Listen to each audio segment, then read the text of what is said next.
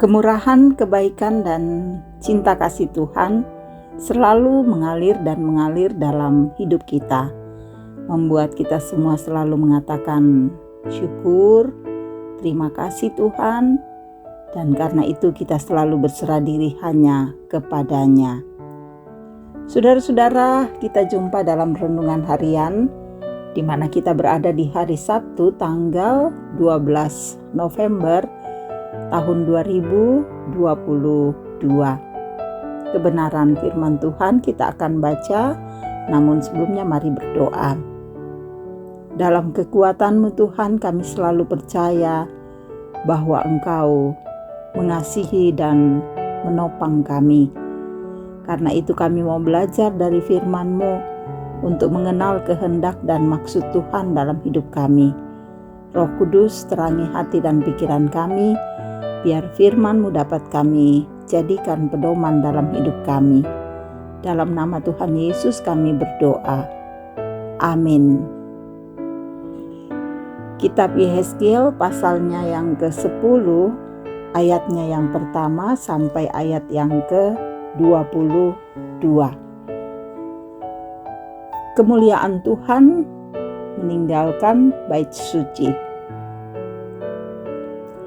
Lalu aku melihat, sungguh di atas cakrawala yang di atas kepala kerub, tampak di atas mereka sesuatu yang menyerupai tahta, yang seperti permata lazurit kelihatannya.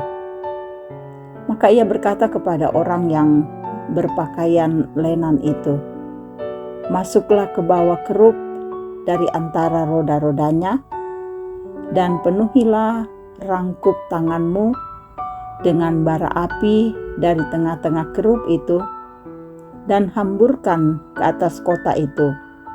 Lalu aku melihat dia masuk. Kerub-kerub itu berdiri di sebelah selatan bait suci. Waktu orang itu masuk ke tengah-tengah roda-rodanya, dan segumpal awan memenuhi pelataran dalam. Dalam pada itu kemuliaan Tuhan naik dari atas kerub dan pergi ke atas ambang pintu bait suci. Dan bait suci ini dipenuhi oleh awan itu, dan pelatarannya penuh dengan sinar kemuliaan Tuhan. Suara sayap kerub itu terdengar sampai pelataran luar, seperti suara Allah yang Maha Kuasa kalau ia berfirman. Ia memerintahkan kepada orang yang berpakaian lenan itu, "Ambillah api dari tengah-tengah roda-rodanya, dari tengah-tengah kerub itu." Maka yang berpakaian lenan ini pergi berdiri di samping salah satu dari roda-roda itu. Lalu seorang kerub itu mengulurkan tangannya dari tengah kerub-kerub ke api yang ada di tengah-tengah mereka. Diambilnya sedikit dan ditaruhnya di dalam tangan orang yang berpakaian lenan. Orang ini menerimanya dan pergi. Pada kerub-kerub itu tampak yang menyerupai tangan manusia di bawah sayap mereka. Aku melihat, sungguh di samping kerub-kerub itu terdapat 4 roda. Satu roda di samping seorang kerub, dan roda-roda ini kelihatannya seperti kilauan permata pirus. Kelihatannya keempatnya adalah serupa, seolah-olah roda yang satu di tengah-tengah yang lain. Kalau mereka berjalan, mereka dapat menuju ke 4 jurusan tanpa berbalik kalau berjalan, karena tempat mana yang dituju oleh yang di muka, kesitulah pergi yang lain tanpa berbalik kalau berjalan. Seluruh badan mereka, punggungnya, tangannya, sayapnya, dan roda-rodanya penuh dengan mata sekelilingnya. Ya, roda-roda mereka berempat juga. Aku dengar bahwa roda-rodanya disebut puting beliung. Masing-masing mempunyai 4 muka. Muka yang pertama ialah muka kerub, yang kedua ialah muka manusia, yang ketiga ialah muka singa, dan yang keempat ialah muka Raja Wali. Kerub-kerub itu naik ke atas. Itulah makhluk-makhluk hidup yang dahulu kulihat di tepi sungai Kebar. Kalau kerub-kerub itu berjalan, roda-roda itu juga berjalan di samping mereka. Kalau kerub-kerub itu mengangkat sayapnya untuk terbang dari tanah, roda-roda itu tidak bergerak dari samping mereka. Kalau kerub-kerub itu berhenti, roda-roda itu berhenti. Kalau kerub-kerub itu naik ke atas, roda-roda itu sama-sama naik dengan mereka. Sebab roh makhluk-makhluk hidup itu ialah di dalam roda-roda itu. Lalu kemuliaan Tuhan pergi dari ambang pintu bait suci dan hinggap di atas kerub-kerub. Dan kerub-kerub itu mengangkat sayap mereka. Dan waktu mereka pergi, aku lihat mereka naik dari tanah dan roda-rodanya bersama-sama dengan mereka. Lalu mereka berhenti dekat pintu gerbang rumah Tuhan yang di sebelah timur, sedang kemuliaan Allah Israel berada di atas mereka. Itulah makhluk-makhluk hidup yang dahulu kulihat di bawah Allah Israel di tepi sungai Kebar, dan aku mengerti bahwa mereka adalah kerub-kerub. Masing-masing mempunyai 4 muka, dan bagi masing-masing ada 4 sayap, dan di bawah sayap mereka ada yang berbentuk tangan manusia. Kelihatannya muka mereka adalah serupa dengan muka yang kulihat di tepi sungai Kebar, masing-masing berjalan lurus ke mukanya. Demikian seluruh pembacaan kita saat ini. Haleluya, amin. Tema kita, saudara-saudara, hadirnya kemuliaan Tuhan. Saudara-saudara yang kekasih, gedung gereja yang layak dan indah tidaklah selamanya di dalamnya terjadi pertumbuhan iman jemaat yang layak dan indah. Tetapi pertumbuhan iman jemaat yang layak dan indah sudah tentu orang-orang yang bersekutu di dalamnya akan berupaya membangun gedung yang layak atau indah. Umat Israel, saudara, meyakini bahwa dengan hadirnya bait Allah merupakan jaminan kehadiran Allah di tengah umatnya.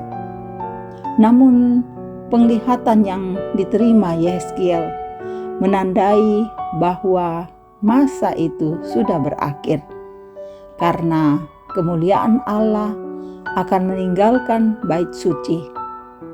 Pada intinya, penglihatan di pasal 10 senada dengan pasal 9, hanya dari perspektif dan penekanan berbeda.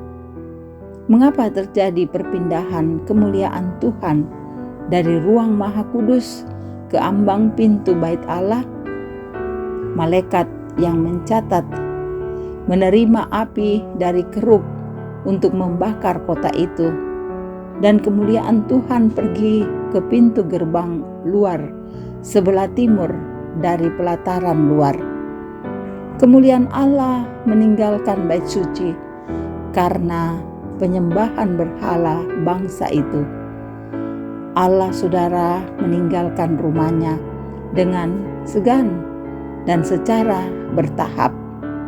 Tetapi saudara, karena kekudusannya, ia tahu bahwa ia harus memisahkan diri dari penyembahan berhala di dalam bait suci itu. Saudaraku yang kekasih, kita dapat merenungkan bahwa jaminan kehadiran kemuliaan Allah di antara umatnya bukan ditentukan oleh adanya atau tidaknya bangunan gedung beribadah.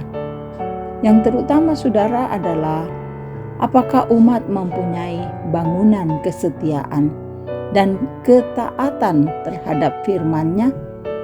Saudaraku, kehadiran kemuliaan Allah tidak dapat diukur dengan kesejahteraan manusia secara fisik. Ketika kemuliaan Allah tidak hadir, maka yang hadir di tengah umatnya pasti murka Allah. Untuk itu saudaraku, kita harus dengan sungguh-sungguh merindukan kemuliaan dan kehadiran Allah di dalam kehidupan kita. Mari kita rindukan, mari kita saksikan kemuliaannya yang selalu bersama dengan kita. Amin.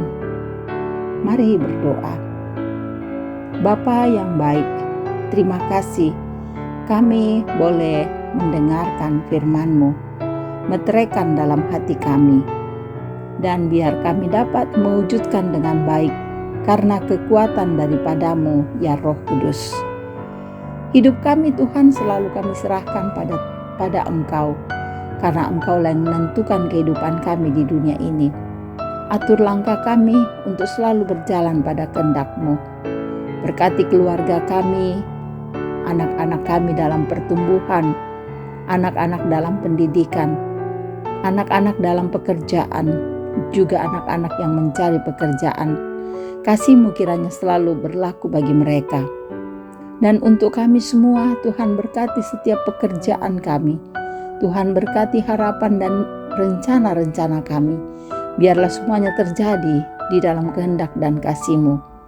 Tuhan memberkati para orang tua kami, Bapak Ibu dalam usia lanjut.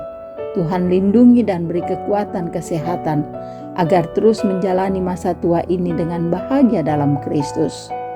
Tuhan memberkati semua saudara-saudara kami yang mendengarkan renungan harian ini. Biar mereka tetap teguh menghadapi hidup ini dan selalu bersuka cita di dalam Tuhan. Ada pergumulan kami, baik yang sakit kiranya Tuhan sembuhkan, yang berduka Tuhan hibur, pergumulan-pergumulan yang tak mampu kami hadapi, topang kami Tuhan, agar kami dapat melewatinya dengan tenang.